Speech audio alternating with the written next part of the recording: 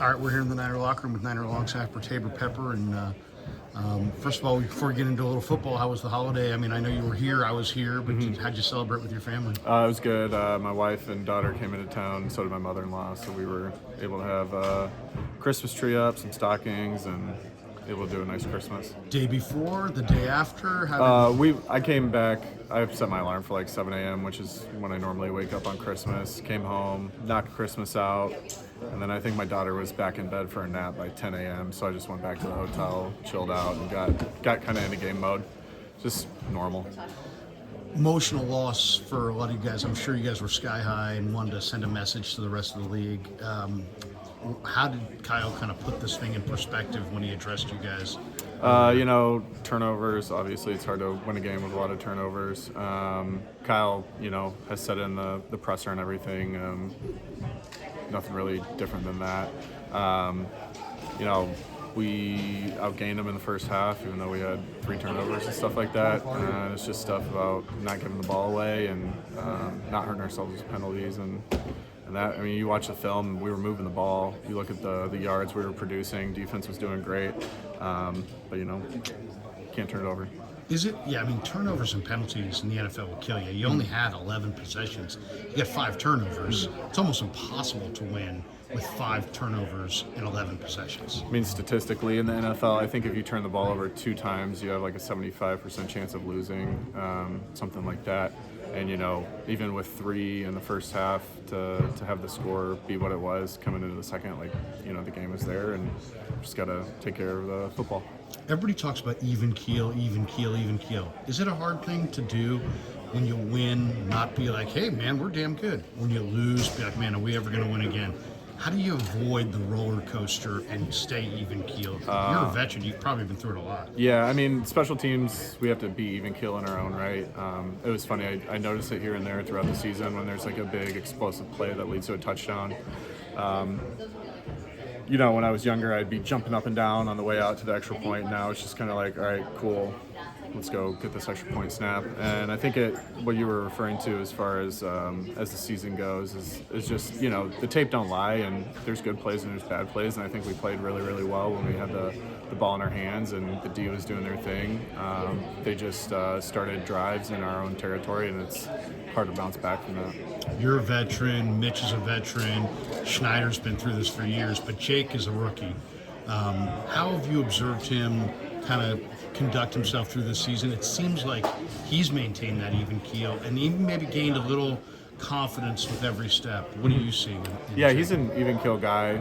Schneider makes a joke that he doesn't use a lot of words in the morning coming into our special teams meetings and stuff, but he's awesome, and he's been like a sponge this year, and he's faced almost everything you could face as a rookie, and even so much stuff he's battled through this season, as far as his injury in the preseason and whatnot, missing a game, dealing with that, coming back from that, and getting stronger, and then all the lessons you learn as a rookie. You think about it, he started, he was kicking in training camp with U of M last year, went all through the season into the playoffs, then he went straight into combine training, and now he's here. He's almost been kicking for a full year. He didn't really get much of an off season, and he's been doing a great job. His leg's strong. And even keel, I remember talking to him probably end of the third quarter, beginning of the fourth quarter. We were down 3 scores, but our offense is so explosive. I just made sure that when the defense was out there, Jake was sitting next to me, and I was like, hey, man, stay into it. I know we're down 3 scores, but our offense can make this happen. And, we scored one, and then we were on the 1-yard line, and we would have been within a score had we converted that into a touchdown. And, it's easy both ways as a specialist, if we're killing a team, to kind of get out of it mentally, like, okay, we're killing them, we're good, let's go home, that type of stuff. But on the other side of the coin, when we're down 3 scores, it's like, getting down on yourself, let's get out of here, whatnot. But, I have so much trust in this offense and everybody and in Jake that just staying in it mentally was of the utmost importance in a game like that. And as a veteran, you kind of felt the need to voice that to him, just to just to kind of give him a little bit of perspective on, Yeah. hey, I've been through this before, sort of. And that's not to say he didn't already know that, but Sure. you know, it'd be remiss as a older guy in the room and just reminding him that, you know, the NFL is crazy and anything can happen. You know, one tip ball, we get a pick six, and we're within a score anyway without our offense being on the field. Anything can happen, and it's just I just felt like I needed to remind him in that moment. Take us behind the scenes as far as your routine. So you're a special teamer. Do you only watch the special teams when you're looking at the tape? Do you watch the offense? Do you watch the defense? Do you guys watch it in position groups or as a team? So, you know, obviously I'm watching special teams, preparing for the game, Sure. different matchups, different players on teams that they have. And, you know, we see it throughout the week in the special teams meetings, who's on kickoff return, kind of seeing the ability of the different guys we're going to be facing. But, you know, Kyle does his meetings, and we go on every side of the ball, and I'm able to, it's awesome the way he does meetings, so everyone's on the same track and knows what we have to do. Offense, defense, and special teams. So, you know, the beginning of the week, once we get started, everybody's on the same page. So you're seeing your defensive film, you're seeing the offensive film. Yeah, and I'm not watching it as As much detail as Sure, like the sure. D line is, or like the tight ends are, or anything. But you know, I know what the objective of every side of the ball is for each week. Is that important, do you think? I Does every think team so. do that? I don't think teams do it as well as Kyle does it. I've been on a few teams, and the impact is pretty strong when Kyle goes through everything, and it's very, very clear. And as I've gotten older, I've learned so much football just from being on the team here and listening to Kyle through the off season, during the season, and much more engaged on game day in terms of watching our defense and keeping in mind the keys that Kyle reminds the guys of. Head coach sets the tone. He talks to you guys after the game. He'll talk to you guys routinely.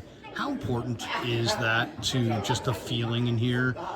What the wisdom or whatever he imparts to you guys? Or is it like, man, we're pros.